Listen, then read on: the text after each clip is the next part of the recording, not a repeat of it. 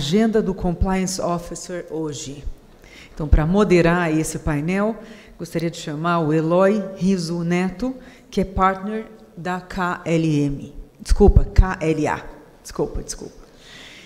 Então, nós permanecemos com a Ana Paula, como eu já falei anteriormente, que é Head of Governance, Risk e Compliance do Grupo Votorantim. Vou chamar também o Fernando Ribeiro, que é o Head de Compliance do UBS. Paulo Vanik, que é Diretor de Finanças, Riscos e Tecnologia da Informação da ArcelorMittal. E também Roberto Medeiros dos Santos, que é Superintendente de Compliance da Neo Energia.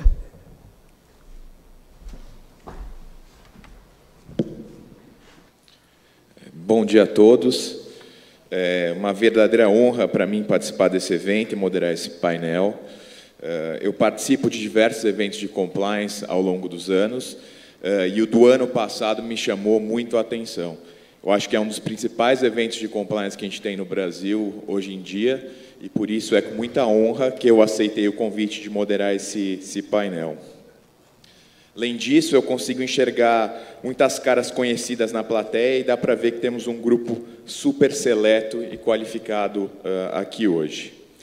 Gostaria de agradecer à Anshan pela realização do evento e ao Dr. Marcelo Bretas, que tem uma agenda complicadíssima, conturbadíssima e veio do Rio de Janeiro para nos prestigiar. Fico feliz de ter ouvido que o senhor pegou o voo ontem, porque se viesse hoje, talvez não chegasse a São Paulo por conta das condições meteorológicas. Gostaria também de agradecer aos panelistas, Ana Paula Carracedo, o Fernando Ribeiro, deixa eu ver quem é o terceiro, o Paulo Vanik e o Roberto Medeiros dos Santos. E vou aproveitar também para fazer um agradecimento especial a Isabel Franco, que é a minha sócia no KLA, a minha mentora, ela está passeando por aí. Nunca me esqueço quando, há 10 anos, a Isabel chegou ao escritório, e eu trabalhando lá com contencioso, bastante feliz, e ela me chamou para trabalhar com um trocinho chamado FCPA. Agora estou mais, né? 10 anos depois, a nossa área tomou bastante corpo, temos uma área bastante robusta, praticamente 40 pessoas. Isabel também me ajudou a fazer um estágio de 1 ano nos Estados Unidos e fazer investigações corporativas com alguns dos principais profissionais de FCPA do mundo. Então, queria aqui publicamente fazer os meus agradecimentos a você, minha mentora, que tanto me inspira.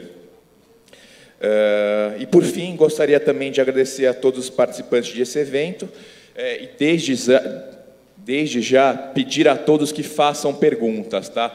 Por favor, não se acanhem. Obviamente, eu tenho algumas perguntas que têm que ser feitas, mas já conversei aqui com os meus panelistas, eles disseram que não haverá censura. Então, coloquem-nos no spot, por gentileza.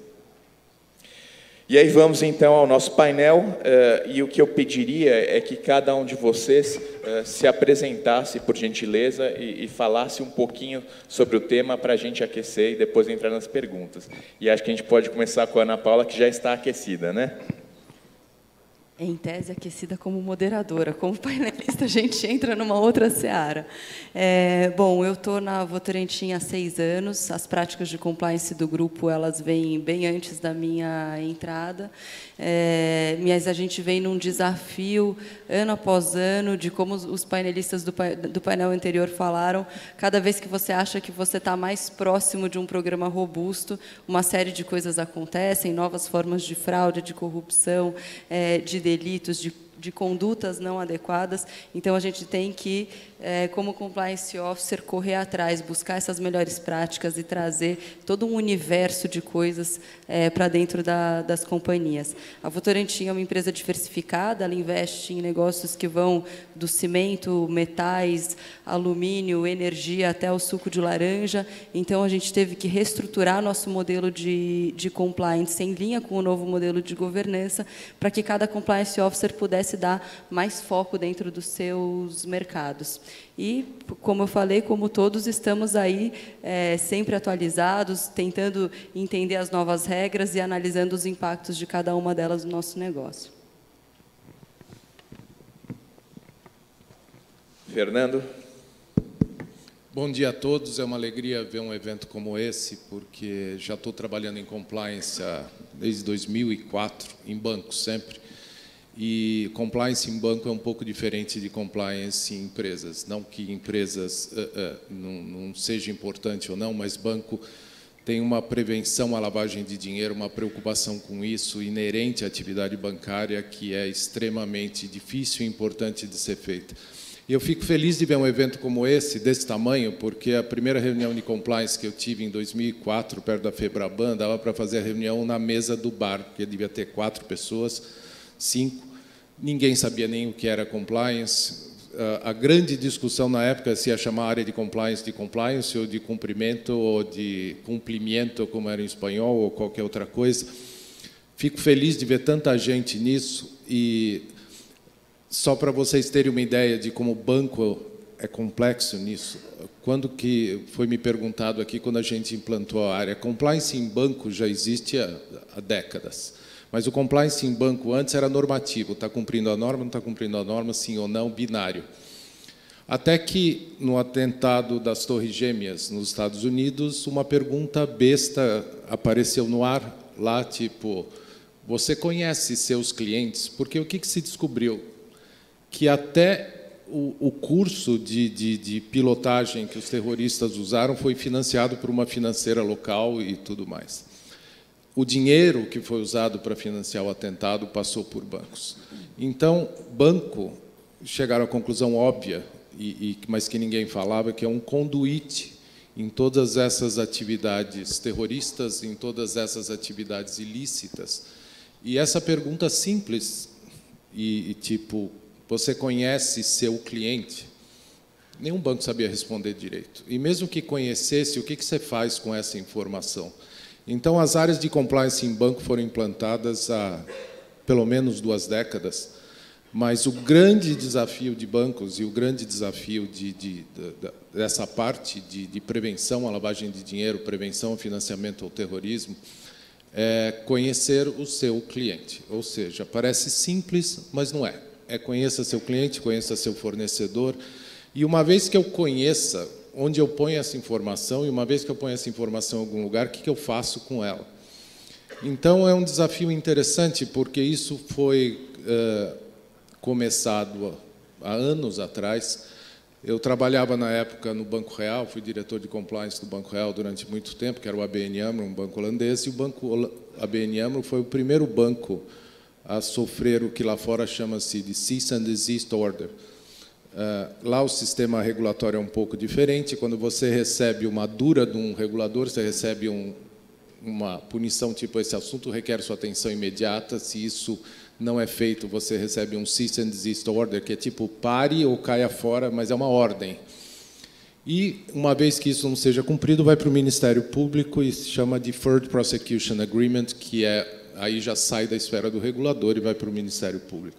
O ABN AMRO foi o primeiro banco a receber uma multa naquela época, em um Cease and Desist Order, saiu na primeira página de todos os jornais da época, em 2004, com a estrondosa multa de 85 milhões de dólares, que hoje é dinheiro de pinga, em termos de multa, porque os top 20 bancos do mundo, acho que já foram multados em mais ou menos 25 bilhões de dólares. Então, se compliance custa dinheiro, dá para notar quanto custa não ter compliance.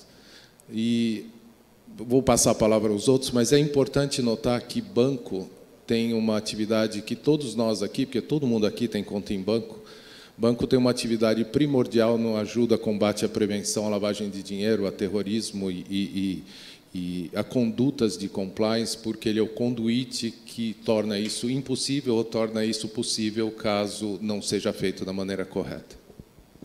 Obrigado, Fernando. Vamos agora com o Paulo, por gentileza. Bom dia a todos. Primeiro, eu queria agradecer a Anshan pelo convite. Ao contrário do que foi dito inicialmente, eu não sou oficialmente o Compliance Officer da ArcelorMittal aqui no Brasil, mas eu vou explicar o porquê que um diretor de finanças está aqui sentado ao meio dos Compliance Officers, né? Nosso grupo é o grupo o maior grupo de siderurgia do mundo. Somos líderes em todas as regiões do planeta. Aqui no Brasil não é diferente. Somos líderes e temos cerca de 15 mil funcionários. Se a gente extrapolar isso numa visão de indiretos também, nós estamos falando quase em torno de 25 a 30 mil pessoas. Se a gente colocar a família, isso vai para um ambiente de quase 120 mil. Então, a nossa responsabilidade é muito grande perante isso. E a pergunta que vem imediatamente é: por que finanças está aqui ao lado desse painel, né, dessas importantes pessoas aqui no painel?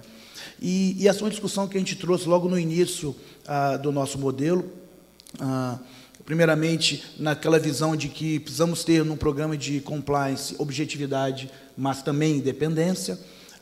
Nós, dentro do grupo, já tínhamos um compliance officer global, dentro da estrutura jurídica, e mantivemos isso aqui no Brasil. Nossa diretora jurídica é a compliance officer oficial da nossa empresa, mas, no entanto, o debate veio de que nós não queríamos que o compliance fosse um processo paralelo ao mundo dos negócios.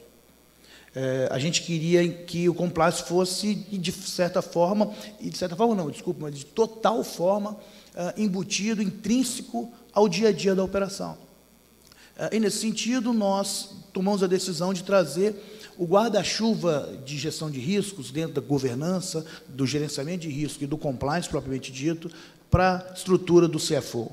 Então, hoje eu sou responsável no segmento de aços planos, que é o segmento que tem 50% das operações no Brasil, do ponto de vista de finanças, mas também do ponto de vista de GRC e tecnologia da informação, automação de processo. Por que isso tudo junto? Porque nós entendemos que isso é o fundamento da integridade de toda a operação. Nós acreditamos que, na visão de compliance pela formalização dos processos, temos que ter um ambiente jurídico trabalhado, com todo o nosso programa de integridade. Eu vou falar um pouquinho mais na frente, que a gente quer transformar, de fato, essa palavra compliance em algo que precisa ser esquecido, que precisa sair um pouquinho. Vocês vão ficar meio assustados aqui, mas eu vou falar um pouquinho melhor mais na frente. Mas o fato é que o ambiente precisa ser íntegro, o ambiente ser colocado de uma maneira absolutamente transparente em todos os processos, e hoje em dia, nesse mundo, para o digital que a gente está caminhando, adicionar valor, ter a integridade completa e total, e gerir riscos, é o mundo do dia a dia, e isso não pode ser diferente, e o compliance não pode estar paralelo a isso tudo. É por isso que eu acredito que esse modelo, eu diria, mais integrado, faz muito sentido no nosso ponto de vista. Muito obrigado, Paulo. Vamos agora ao Roberto, que trabalha no setor de energia, que é um setor com bastantes desafios da perspectiva de compliance aqui no Brasil. É verdade, Eloy. Bom dia a todos. Aproveito e agradeço a oportunidade da Anshan de estar podendo discutir compliance aqui com todos vocês, ao ponto que já parabenizo pelo evento. É muito bom, e junto-me ao Fernando, quando ele fala, ele está feliz de estar vendo várias pessoas aqui para conversar sobre compliance. Eu associo muito o processo de compliance a um processo de evangelização. Cada um de nós somos responsáveis por formar discípulos. Cada um de vocês que estão aqui, nós que estamos aqui sentados, temos que formar discípulos de compliance. E só assim que a gente vai mudar a cultura das empresas e a cultura do nosso país. Começou com 4, né, Fernando? Em 2004, hoje estão 250 aproximadamente aqui, e tem vários outros profissionais no país, e este é o trabalho que nós temos que fazer, um trabalho de evangelização. Eu estou na Neoenergia há 14 anos, mas na área de compliance há 4 anos. Quando a área foi criada, fomos responsáveis pela implantação de todo o programa de integridade do grupo. O desafio realmente é grande, porque o setor de energia ele é bastante regulado já e tem muita interface com o poder público. O Grupo Neoenergia, hoje, ele fatura aproximadamente 20 bilhões por ano. Nós atuamos em toda a cadeia de energia, ou seja, geração, transmissão, distribuição de energia e comercialização. No Brasil, nós temos 4 distribuidoras, uma aqui em São Paulo, que é a Electro, a Coelba, na Bahia, Celp, em Pernambuco, Coselli, no Rio Grande do Norte. Atendemos aproximadamente quase 14 milhões de clientes no Brasil. E o desafio de um programa de integridade num grupo desse tamanho tamanho, que tem 10 mil empregados e mais 30 mil que prestam serviço, é exatamente a capilaridade que você precisa ter no programa. A quantidade de interações com o poder público que você tem. Para vocês terem uma ideia, nós fornecemos energia para aproximadamente 950 municípios brasileiros. E são 950 pontos de contato todo santo mês, quando o prefeito ou quando o secretário de Finanças da Prefeitura recebe a fatura de energia para pagar. Além disso, nós precisamos de licenças ambientais para operar nossos empreendimentos hidrelétricos, para obter licenças para poder cruzarmos nossas redes de transmissão ou de distribuição em várias regiões do país. Precisamos participar de leilões em que conseguimos conquistar empreendimentos de geração. E, é claro, tudo isso gera uma série de riscos. Quando nós começamos a implantar o programa de integridade da companhia, vem aquele desafio: o que é que eu faço agora? E nós tivemos que partir de uma conceituação teórica para isso, até para evitar um problema que já foi comentado aqui no painel anterior, sobre a questão do compliance como burocracia. A gente partiu do princípio, e aí fomos buscar uma referência antiga, que muitos de vocês vão se lembrar, do Douglas MacGregor, Teoria X e Y, e partimos do princípio que as pessoas que estão na organização, e aí, claro, você precisa conhecer a cultura da sua organização, elas querem fazer o que é certo. Por uma circunstância, por uma questão ambiental, às vezes elas cometem alguns deslizes, mas, em princípio, elas gostariam de fazer o que é certo.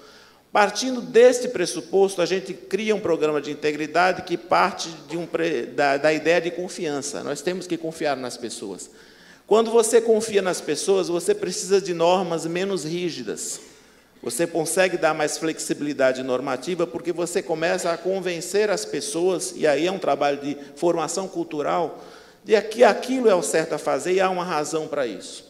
Então, você consegue engessar mesmo e vai construindo o programa de integridade pouco a pouco, sem nenhuma pressa de colocar muito normativo, muita estrutura pesada, para que as pessoas comecem a assimilar o compliance no seu dia a dia, como se fosse uma atividade normal. Então, foi esse todo o trabalho que a gente tem feito na Neoenergia ao longo desses anos, para que as pessoas possam incorporar compliance no seu dia a dia, sem aquele rigor normativo. Claro, nós temos normas, nós temos políticas, mas isso procura ser feito de uma forma mais suave, e também com auxílio de tecnologia e de algumas ferramentas interessantes.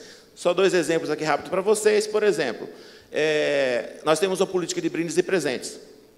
Ela tem lá os seus parâmetros, e quando o empregado tem dúvida se pode ou não pode receber um presente, ou se pode ir ou não para um determinado evento, ele tem a possibilidade de consultar compliance. Eu tenho como meta responder essa consulta no máximo em 2 dias. Por que isso? E estou respondendo em 0,7 dias. Por quê? Porque eu não quero que compliance seja um elemento que atrapalhe a vida do colega de trabalho.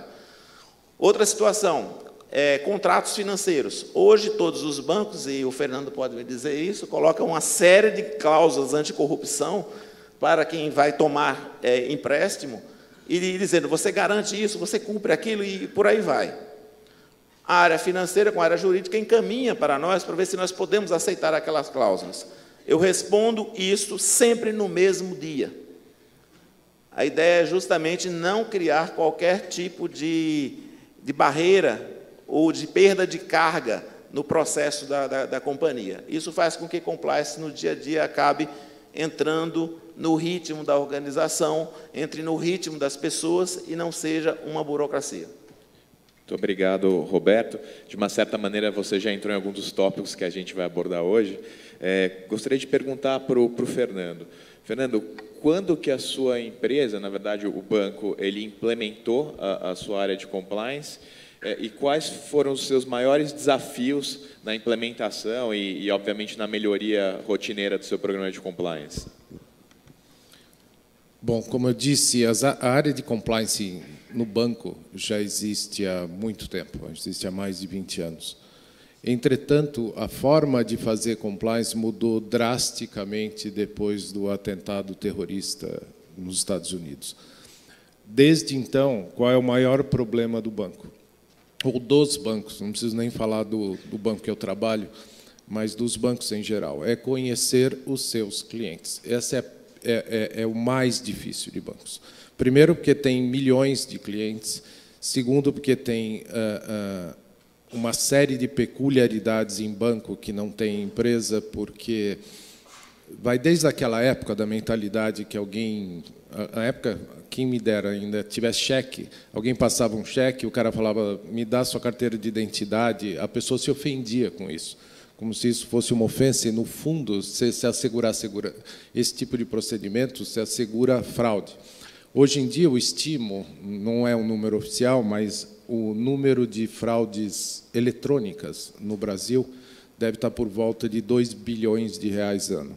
Se vocês pensarem que isso não tem mais bobinho nessa área, quando tem fraude eletrônica, é crime organizado, significa que o sistema financeiro, contra a sua vontade indiretamente, financia o crime organizado em 2 bilhões de reais ano. Se esse número estiver correto, eu acho que é por aí.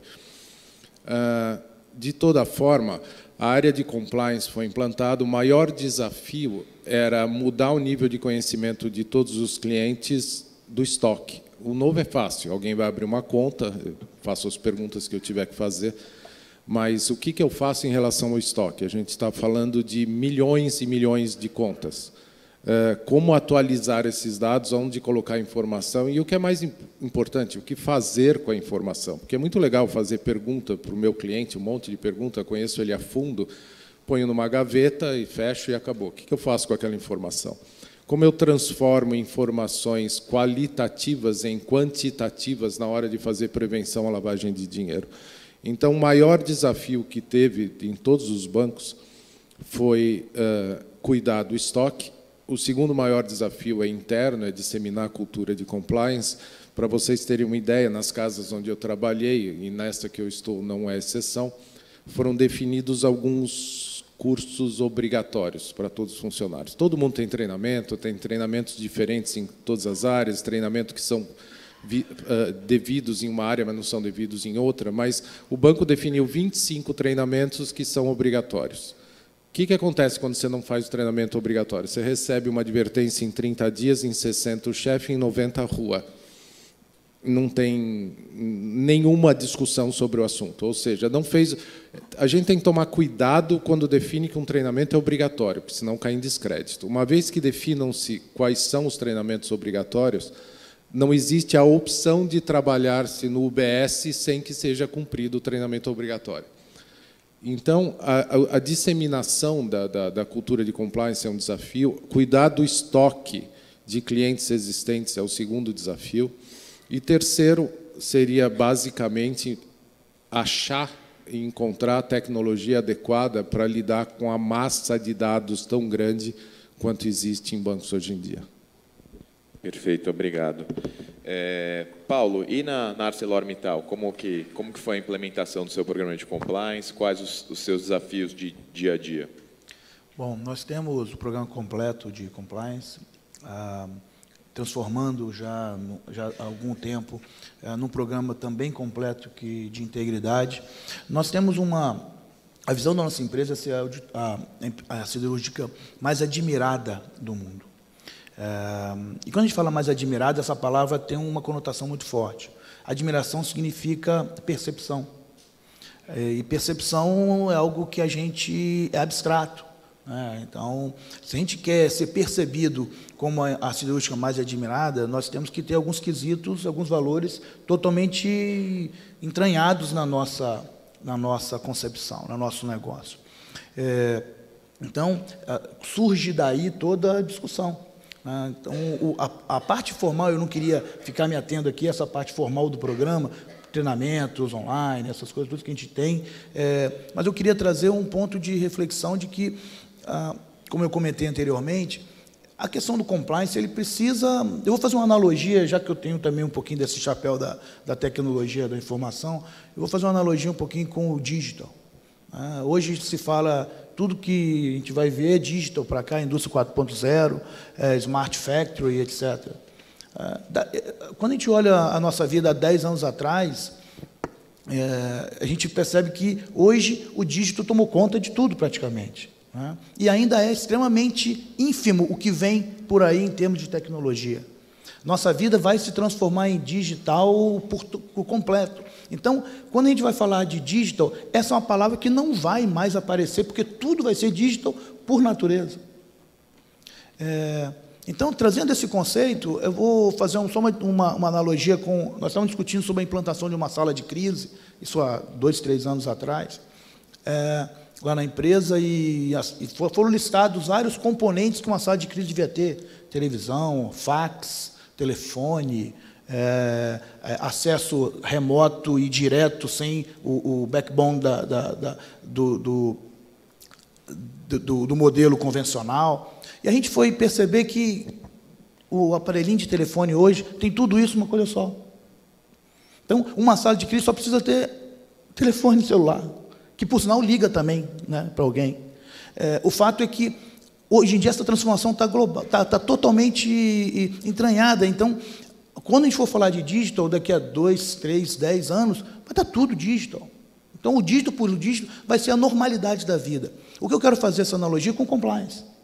O compliance, eu começo até, como o colega falou, de evangelização, essa questão do compliance tem que acabar. Esse nome fórum de compliance tem que acabar. Desculpa a sinceridade. Compliance, é estranho a gente colocar compliance como algo que a gente precisa fazer. Isso devia ser natural. Cumprir a regra, a lei, devia ser natural. O ponto aqui é, como é que a gente transforma isso de fato? Precisa ter um programa de integridade.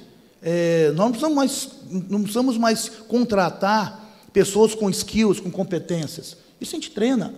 O que a gente precisa fazer é contratar caráter. É isso que a gente precisa mudar. Então, esse é o grande desafio e esse grande debate que a gente fez desde o início da nossa operação. Nós estamos presentes em mais de 60 países, com culturas completamente diferentes, desde o Cazaquistão ao Brasil, África do Sul, Europa Ocidental, Europa Oriental, NAFTA. São países com culturas completamente diferentes. O que é integridade para cada um deles? São os valores. Então, isso que a gente precisa trabalhar, isso que são os nossos grandes desafios, e é por isso que a gente trouxe para dentro da operação essa discussão. Sabe? Então, eu acho que o nosso maior desafio, de fato, é transformar a percepção das pessoas de que reputação é algo que tenha valor. E a gente precisa provar isso no dia a dia. E isso, no final do contexto, nós somos uma empresa com necessidade de retorno ao acionista, e isso precisa mostrar, tangibilizar a geração de valor que isso traz ao negócio. Obrigado. Eu vou à primeira pergunta do público. A pergunta é do Ramos Gonçalves Lima, da Caramuru Alimentos S.A., e a pergunta dele, que eu divido a quem de vocês quiser responder, a área jurídica pode ser responsável pelo compliance? E se sim, quais são os pontos positivos e negativos? Bom, acho que muito na linha do que a gente já conversou aqui, o compliance ele pode, em tese, estar atrelado a qualquer área, seja jurídico, seja financeiro, seja direto no CEO, seja direto no conselho.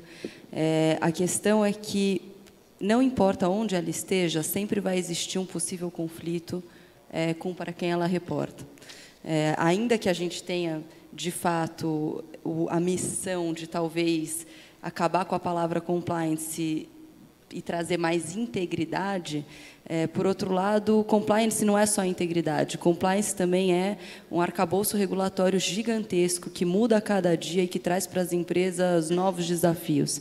E essas leis podem impactar, seja a agenda do Conselho de Administração, seja do CEO, seja do jurídico e seja do CFO. Então, independente de onde ela esteja, quem está com essa área precisa ter consciência da independência que ela tem que ter. O jurídico está geralmente muito preparado para tomar risco e defender a companhia naquilo que é possível. O compliance tem que estar preparado para tentar evitar o risco ao máximo. São naturezas um pouco distintas. Finanças tem um papel muito grande de ajudar o compliance a identificar o risco, a quantificar quanto aquilo vai representar, de fato, um impacto na organização. mas, ao mesmo tempo, pode ter a possibilidade de uma fraude embaixo do CFO. Então, independente de onde a área está, é responsabilidade do principal executivo dar ao compliance officer a independência que ele precisa para buscar, fazer investigação, dar os treinamentos necessários e rodar esse arcabouço enorme de coisas que estão caindo na nossa agenda, até que, se Deus quiser, um dia isso fique mais natural. Perfeito, muito obrigado. Algum de vocês quer comentar ou vamos para... Tendo participado desde o começo desse negócio de compliance no Brasil, eu acho interessante essa pergunta. Não tem certo ou errado, como a Ana disse. Qualquer lugar pode ser e qualquer lugar não pode ser. Eu, particularmente, sou um árduo defensor que compliance seja uma área de compliance, basicamente, não fique dentro de área nenhuma. Mas eu sei que isso, na prática, é difícil. O que eu acho mais importante é que o profissional de compliance seja definido adequadamente. Quando eu vi a área começar a nascer em algumas empresas, toda empresa queria ter compliance. Então, vamos montar compliance. Aí que contratava algum recém-formado com 3 dias de experiência querendo fazer isso para implantar a área de compliance. Não funciona. Invariavelmente, o profissional de compliance é um ser meio esquisito, porque ele tem que entender desse arcabouço regulatório que tem. Ele não precisa ser advogado, mas tem que entender disso, mas, sobretudo, para não matar a empresa, porque, quando a gente começou a implantar esse grande programa de Conheça Seu Cliente, a gente chegou à brilhante conclusão que, para a gente eliminar os riscos de compliance no banco, era só eliminar todos os clientes. Se a gente não tivesse cliente nenhum, não tinha mais risco de compliance. Alguns colegas meus da época partilhavam dessa ideia, acredite se quiser, porque é fácil dizer não. E, para alguém fala não em compliance, você contrata uma mula sem cabeça, põe sentado, e a pessoa fala não para tudo. O interessante de um compliance officer é falar como fazer. E, para isso, ele tem que entender do negócio, se for energia, se for siderurgia, se for cimento, se for papel, se for banco. É muito difícil que um compliance officer contribua com a empresa se ele não entender do negócio da empresa, porque um compliance mal feito mata o negócio da empresa, e um compliance bem feito, eu tenho absoluta convicção e provas disso, dá muito mais dinheiro fazer a coisa do jeito certo. Não existe a menor dúvida na minha cabeça sobre isso. Então, mais importante que o lugar é a independência que compliance tem, obviamente, e o profissional que nela está. Muito obrigado. Agora, mudando um pouquinho de assunto, minha pergunta para vocês é a seguinte. Em função das eleições presidenciais deste ano, alguma mudança na companhia de vocês? Algum cuidado adicional que vocês estão tendo por conta desse tema? No nosso caso, não há nenhum cuidado mais específico. Por quê? Porque, pelo próprio Código de Ética e nossa política anticorrupção, a companhia não participa de nenhum processo político. É uma vedação no próprio Código de Ética. Isso, claro, não impede que os empregados possam participar do processo político, inclusive como candidatos. Isso faz parte dos próprios direitos deles em ter essa participação. O que nós fazemos, e estamos já preparando esse modelo, é uma comunicação interna com o cuidado, com o uso da marca da empresa, com o uso da imagem do funcionário enquanto funcionário da empresa, para que não haja uma confusão ou a impressão, ou gere a impressão para a população de que a empresa está assumindo uma posição A, B, C ou D. Então, a nossa preocupação é com a exposição do empregado, a exposição da marca da empresa, em relação ao processo político. Mas, efetivamente, nós não impedimos que os empregados tenham a sua atuação política. E nós temos muitos empregados que atuam no interior do Nordeste, por exemplo, e a política no interior do Nordeste é muito forte. Praticamente todo cidadão de uma cidade pequena tem algum envolvimento político, participa de alguma campanha.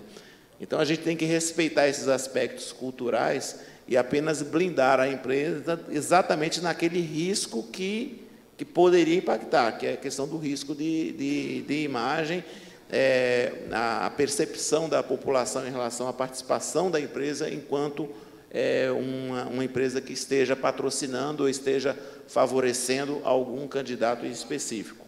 Então, o nosso cuidado é mais com relação a uma comunicação mesmo interna, para esclarecer os limites de até onde o empregado pode ir no processo eleitoral. Posso te colocar um pouquinho no spot? Uma pergunta para você. Desde 2015, meados de 2015, que o STF proibiu a doação eleitoral de empresas. Mas agora existe a possibilidade, como existia antes, das pessoas físicas fazerem doações eleitorais. Como vocês enxergam eventuais doações dos seus empregados para potenciais campanhas políticas? Bom, nós já tínhamos decidido na empresa, antes ainda da proibição legal, de não entrar absolutamente mais nenhum processo eleitoral. Já houve no passado, era considerado normal, mas com toda essa discussão, a gente percebeu que não fazia sentido e já tínhamos orientado ao nosso CEO para que não fizesse mais. Depois veio a lei imediatamente e aí facilitou tudo, né? Quanto ao envolvimento dos nossos empregados, eu vou na linha que já foi dito. Nós não podemos proibir, eles são totalmente livres para optar o que vai fazer, mas não pode misturar as coisas, não deve misturar as coisas, levando, por exemplo, a identidade da empresa para as mídias sociais, quando, por exemplo, colocam suas opiniões em grupos, ou em grupos abertos ou grupos fechados. Então, isso a gente, eu vou dizer assim, não tem uma orientação formal para isso, mas acaba que no dia a dia isso vem sendo discutido e os gestores acabam trazendo um pouquinho dessa prerrogativa. Mas não há nenhum tipo de orientação oficial, formal, para o empregado o que deve e o que não deve fazer. Fica muito na questão do bom senso, e aí, de novo, voltando ao ponto da discussão anterior, o bom senso, às vezes, é de cada um, né? Obrigado. A gente tomou, sim, alguns cuidados por algumas razões. Primeiro, é uma empresa que tem mais de 44 mil empregados no mundo, mais de 630 unidades operacionais. Às vezes, em localidades, cidades tão pequenas, onde o gerente-geral da fábrica ele pode ser tão ou mais conhecido que o prefeito. Então, diante disso, por mais que as doações eleitorais estejam proibidas, as não eleitorais não estão, existe no Brasil uma cultura ainda de que se espera que a empresa faça o papel do governo em muitos dos casos. Então, para mitigar esse risco, a gente estruturou alguns processos dentro da companhia. Primeiro, estabelecimento de um sistema onde os executivos têm que registrar toda e qualquer interação com o agente de governo. Um fluxo de doações, qualquer pedido de doação passa por um comitê, porque a gente quer entender se realmente faz parte, se está alinhado com a nossa política de responsabilidade social, se quem está pedindo tem um bom histórico e é uma pessoa íntegra. E além de tudo isso, a gente fez uma solicitação para o corpo diretivo de que não fizessem doações na física esse ano. Por quê? Por mais que seja na física, em alguns casos ela pode se confundir com a imagem da companhia. Então, é claro, a gente não quer cercear o direito de ninguém, mas diante do risco que a companhia tem por sua capilaridade no Brasil, a gente fez essa solicitação. Bem razoável. Mudando um pouco de tema, eu vou mais uma vez para uma pergunta da audiência, mas que tem a ver com um dos tópicos que a gente precisava abordar aqui. A pergunta é do Ricardo Saldanha, da Iteres, e a pergunta dele é a seguinte: a tecnologia é uma aliada no sentido de reduzir a percepção de que compliance é burocracia? E quais são as tecnologias que vocês utilizam hoje para mapear riscos e implementar, controlar planos de ação? Eu deixo vocês à vontade para... No meu caso, acho que a tecnologia é um problema um pouco maior sendo banco do que empresa, porque, por exemplo, no UBS a gente tem uma corretora, a corretora é a maior do mercado em termos de volume de transações.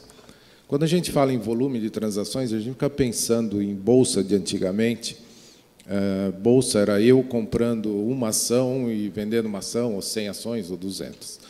Hoje em dia, 60% do volume da Bolsa ou mais é institucional, ou seja, de clientes institucionais.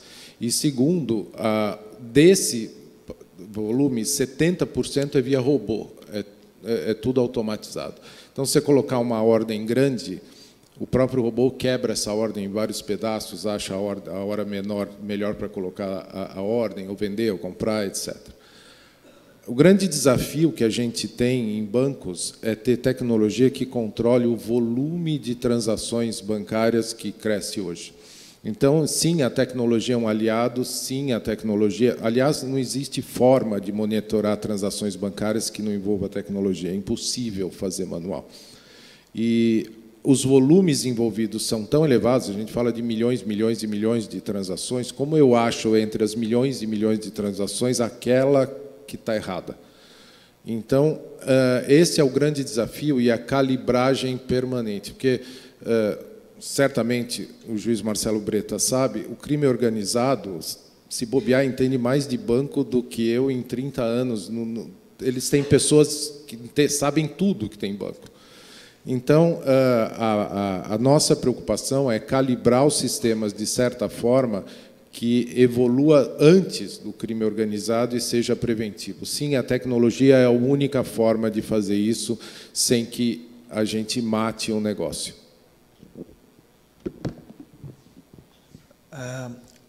Eu não tenho dúvida que a tecnologia vai ao encontro do compliance e da integridade dos processos, né? Nós temos mapeado, basicamente, todos os nossos processos de trabalho. Eu vou colocar aqui 4 grandes macro processos, e isso depois é dissecado, mas toda a questão do procure to pay, order to cash, record to report, e, finalmente, o plan to forecast, ou seja, toda essa visão integrada de macroprocessos a gente tem mapeado e vem implementando o processo de automatização basicamente em todos eles. Claro que isso é uma questão de aprimoramento contínuo, mas a questão repetitiva, processual, isso, a automatização vem trazendo uma grande vantagem muito grande, inclusive de produtividade, né? A gente costuma dizer que o robô ele é íntegro desde a construção, né? Ele não tem capacidade de julgamento com a percepção de tomar vantagens para si.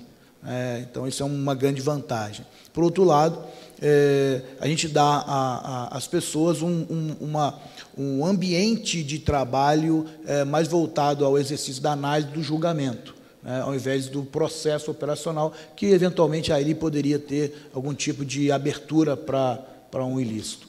Então, eu acredito que, de fato, sim, a tecnologia vem ao encontro disso e a tendência é que aconteça cada vez mais. Obrigado. Roberto? Fazendo coro com meus colegas, é claro que tecnologia é fundamental para a evolução desse processo, para mim, sobre 2 aspectos. Velocidade das operações. E eu estou falando de operações do sentido de compliance. Por exemplo, gestão de denúncias, inclusive gestão relacionada às recomendações de compliance, o controle disso. Então, a velocidade do processo é muito ampliada quando você tem sistemas de tecnologia associados ao trabalho de compliance. E também a questão de controles. Ele ajuda a identificar, a você parametrizar os alertas que você precisa ter na organização, para que aquela operaçãozinha em 1 milhão que você não sabia que tinha alguma coisa. Então, isso lhe ajuda. Então, principalmente processos relacionados com fornecedores, classificação de riscos de fornecedores, processos de due diligence de fornecedores e investimentos, por exemplo, ou de partes relacionadas, identificação de pessoas politicamente expostas. Então, tudo isso a tecnologia ajuda e lhe dá os alertas para que você possa efetivamente atuar onde efetivamente é necessário. Permite só um complemento. A gente vem implantando toda essa questão de monitoramento contínuo, né? E o monitoramento contínuo tem a prerrogativa de ser permanente e abranger 100% das transações. Antes a auditoria interna trabalhava com amostragem, né? Hoje ela trabalha com relatório de exceção. Então, naturalmente, qualquer coisa que sair do curso normal vai ser colocado, vai ao gestor, né, daquele processo, mas vai também à área de risco compliance e, por sua vez, a auditoria interna. Isso já está interligado. Então, esse processo transparente dá também ao gestor a necessidade de ter um ownership maior e a responsabilidade de não deixar a coisa escapar. Acho que a tecnologia tem um papel essencial nesse momento no Brasil, saber com quem que você está lidando, quem está cuidando dos seus contratos, quem está agindo é absolutamente essencial. Agora, um aprendizado que a gente teve na Votorantim, quando a gente criou o programa de compliance, a gente identificou 44 mil obrigações. E a gente tentou colocar isso num sistema que fosse deixar a vida do compliance officer um pouco mais simples. E a gente entendeu que isso não existe. Achar que você vai ter um dia um compliance rodando com uma solução única, na minha visão, é utopia. A gente teve que deixar esse modelo de lado e pensar, por negócio, quais são as ferramentas que podem ajudar. E tem um componente que eu acho que ainda é um complicômetro, porque quando a gente fala de análise de terceiros, você já tem solução. Quando a gente fala de transações bancárias, você tem muita solução. Prevenção de perdas, você tem uma série de robôs que já ajudam a transação e permitem que ela não ocorra, e não que você detecte depois. Agora, quando a gente fala do arcabouço regulatório brasileiro, onde uma prefeitura lança uma nova regulamentação e coloca isso no mural da prefeitura, num ambiente quase nada digitalizado, continua para o compliance officer uma dificuldade, que é como é que você captura todo esse ambiente para tentar assegurar um nível de conformidade mais alto na sua planta. Perfeito, obrigado. Agora, enxergando um pouco para frente, olhando para os próximos anos, quais vocês acham que são as principais tendências de compliance daqui a 10, 15, 20 anos? 10, 15, 20. Sim, se você quiser. Não cheguei nesse nível de pensamento, tenho até preocupação se eu devo, para ver se eu continuo na carreira. Mas, brincadeiras à parte, eu acho que a tecnologia está mudando muito o universo do compliance officer. Então, usar essa tecnologia, sem dúvida, dá para a gente muito mais fôlego para focar naquilo que é necessário. Eu acho que tanto as áreas de riscos, compliance, auditoria interna, controles internos, todas elas se beneficiarão muito dessa tecnologia. E vão poder olhar casos mais críticos. Quando eu penso em integridade, eu acho que no Brasil, em função de tudo que está acontecendo, existe uma tendência a melhorar. Mas, na outra partida, uma série de estudos indicam que são pouquíssimas as pessoas que nascem e morrem íntegras. Boa parte delas acabam se desvirtuando para o bem ou para o mal no meio do caminho. Então, acho que vai ter sempre uma necessidade muito grande de trazer esse processo de aculturamento, ensinar realmente as pessoas o que é ético, o que é integridade, como elas atuam nessa linha.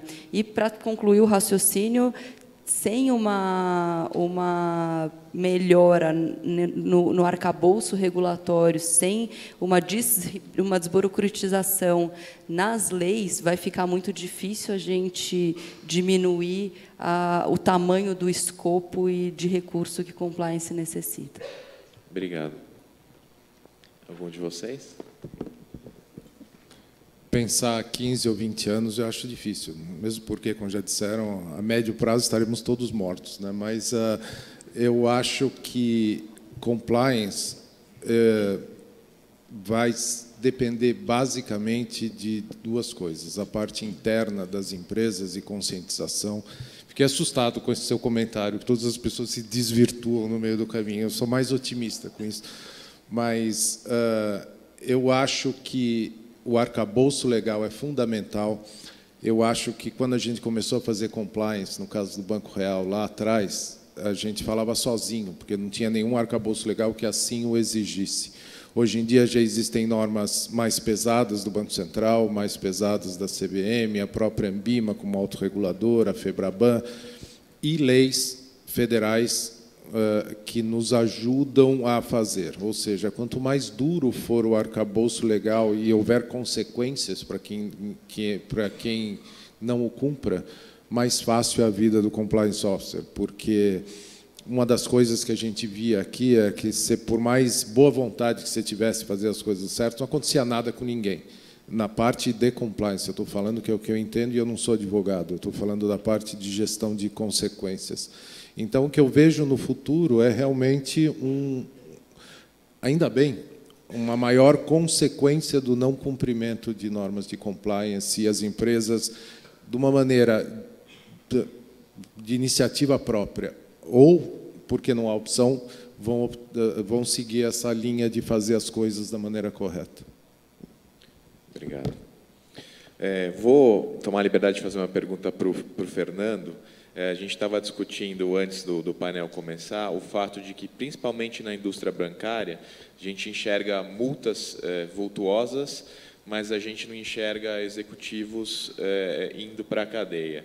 E minha pergunta para você é a seguinte: você acha que simplesmente impor multas pesadíssimas é um fator que inibe práticas futuras de corrupção ou de violação de leis de lavagem de dinheiro, ou é preciso colocar executivos da indústria bancária na cadeia? Como eu sou executivo da indústria bancária, eu acho que eu não vou responder. Só os corruptos. Mas eu acho importante que hajam consequências para qualquer pessoa, em banco ou fora dele, se a pessoa estiver fazendo alguma coisa errada. A multa sempre ajuda, porque é um órgão da gente e das empresas que dói, ou seja, a multa dói, principalmente quando ela é significativa e pesa. Agora, a consequência pessoal, hoje em dia, o arcabouço legal que possibilita a punição de pessoas em banco, seja ele através de leis, ou seja ele através de normas do Banco Central ou normas da CVM, já aumentou bastante. E eu acho que isso é fundamental em qualquer setor. Eu não estou falando de banco, mas que em qualquer setor, inclusive banco, porque não é nada diferente disso. Só para você ter uma ideia, aqui no Brasil, banco era uma coisa assim meio diferente na sociedade há muito tempo, até por causa da alta inflação que tinha. Ao contrário da antipatia que banco gera, banco, na minha opinião, é um facilitador de sonhos, não um criador de pesadelos. É onde estão as poupanças. Cada um de vocês. Vocês estão aqui sossegados hoje porque o dinheiro de vocês está guardado em algum banco que não os faz ficar preocupados de estar sentado aqui. Então, eu acho... E banco é tão importante que tem um monte de órgão regulador em cima, porque não dá para deixar banco sem isso. Então, o que eu acho importante é que exista uma conscientização do papel dos bancos na sociedade, porque é fundamental que existam bancos, não existe possibilidade que isso não funcione, e bancos seguros, e bancos corretos, e bancos idôneos, e bancos que façam a coisa certa, mas é importante que hajam consequências. Nesse país, principalmente eu como cidadão, eu fico muito feliz que alguém que faça alguma coisa errada pague por isso. Agora, falar que isso é em banco ou fora, eu sou a favor que pessoas que façam coisas erradas em qualquer setor da economia sejam devidamente punidas. Obrigado. Vamos à última pergunta, porque a gente está ficando sem tempo. Eu tenho alguns clientes lá no escritório, principalmente as multinacionais norte-americanas, que às vezes acabam desistindo do Brasil. O ambiente de negócio é um ambiente, via de regra, tão corrupto, quando você tem que se relacionar com o poder público, que algumas delas acabam desistindo do país, o que me deixa bastante chateado. E a minha pergunta para vocês é a seguinte: como fazer negócios com o poder público brasileiro, com o governo, de maneira legítima? Quais os desafios que vocês têm para fazer negócios com o poder público? Eu acho que, primeiro, temos que entender a figura do agente público. Nós temos no Brasil o agente público que é desonesto por natureza, ele é bandido, deveria estar na cadeia. Nós temos o agente público que não conhece nada da legislação, nem conhece nada dos riscos que ele corre, ele entrou de boa fé. E temos o agente público que olha para a situação e para o ambiente e diz assim: todo mundo faz isso, eu vou fazer isso também. Então, ele vai na corrente, ele segue na corrente. Então, eu acho que, primeiro, nós temos que distinguir esses três tipos de agente. O grande desafio, eu creio, é converter aqueles que estão seguindo a maré, achar que todo mundo faz errado, é normal, fraudar licitação é normal, todo mundo faz. É este que nós temos que convencer, porque aqueles que são desonestos mesmo, eles têm que ser identificados e têm que ser presos, e têm que ser punidos. O papel da sociedade, e aí eu coloco aí uma responsabilidade, e eu entendo isso como uma responsabilidade muito grande das empresas, porque, no final das contas, o dinheiro que serve para a corrupção está na mão das empresas. O agente público pode querer até extorquir, mas, no final das contas, quem paga isso é a sociedade privada, são as empresas, ou são as pessoas físicas. Então, eu acho que o grande desafio que nós temos é aprender a dizer não. Esse é o ponto, aprender a dizer não.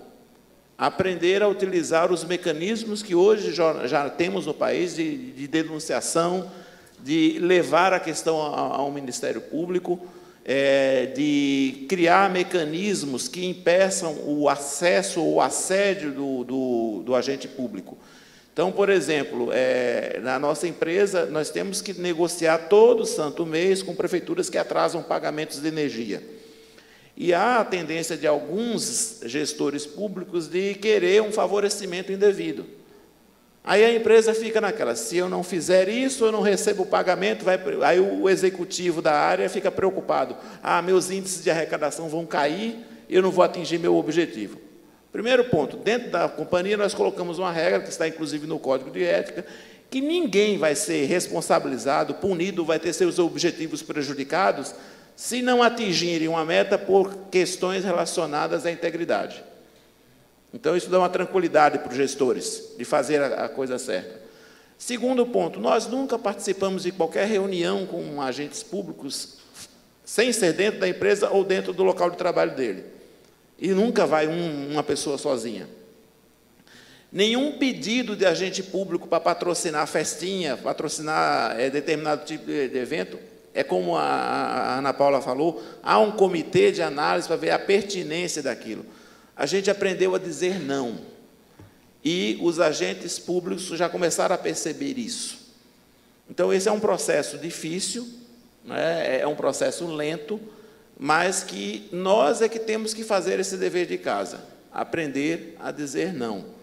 Quando os investidores começam e a gente participa de alguns processos de due diligence envolvendo investidores, a preocupação maior deles, e a gente observa isso em vários questionários, em várias discussões, em várias reuniões, como é o treinamento, como é a sua influência na sua cadeia de valor, como é a sua influência no seu público-alvo, nos seus clientes. Há uma preocupação nisso. E aí eu creio que, se as empresas brasileiras começarem a demonstrar isso de forma mais efetiva, essa imagem muda. Não vai mudar do dia para a noite.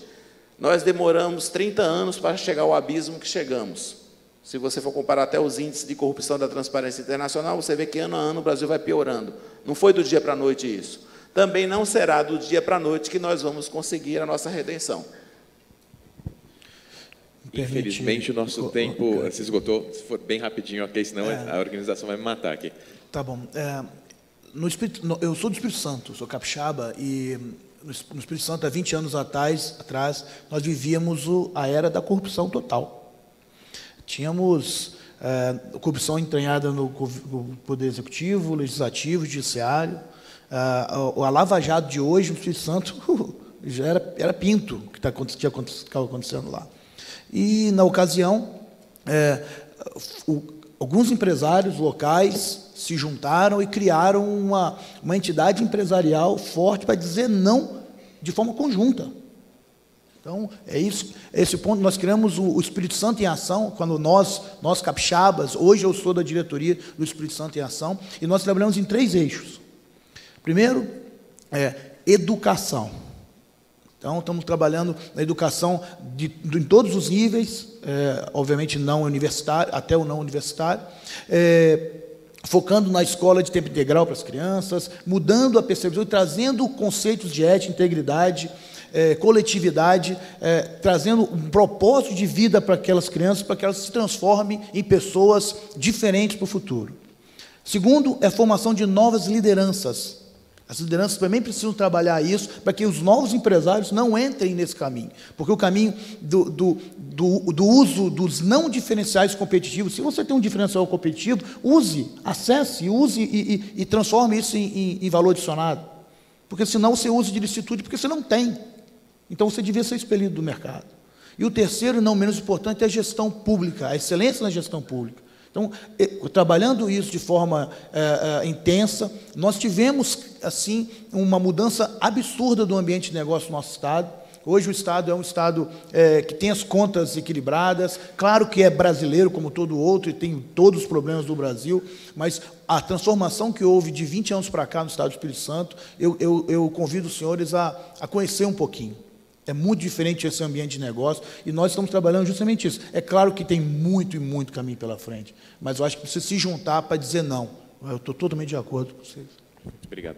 Infelizmente, não deu tempo da gente ler todas as perguntas.